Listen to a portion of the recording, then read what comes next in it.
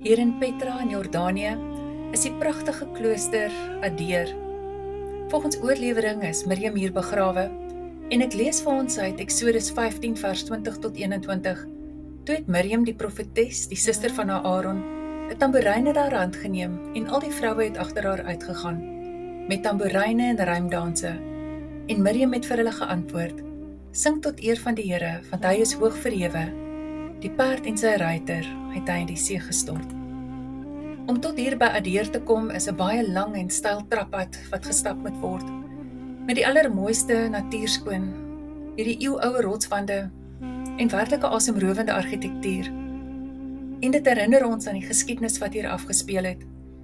As jy nie kans sien verstap nie, kan jy selfs 'n donkie kry om jou tot hierbo te bring. Miriam se naam beteken bitterheid. Miriam was 'n profetes en na die oorwinning by die Rooi See het sy die vroue gelei in lof en dans. Die eerste groot koorlied van Israel, en dit laat ons dink aan die lied wat almal uiteindelik sal sing, die lied van Moses en die lam. Haar lewe het ook baie donker tonele gehad. Ons lees in Numeri 12 waar sy en Aaron jaloers was op Moses se roeping, en uiteindelik het sy in opstand teen hom gekom oor sy Kusitiese vrou, en Miriam het melaats geraak. Moses het vir haar ingetree, en ons lees daar in vers 13, ag o God, genees haar tog. Die Here het Moses se gebed verhoor en haar ten volle genees. Net soos Moses en Aaron kon Miriam ook nie die beloofde Kanaan binnegaan nie, en sy sterf volgens Numeri 20 vers 1 hier in die woestyn Sin in Kades. Haar begrafplek Adeer is tot vandag toe vir almal hierso om te sien.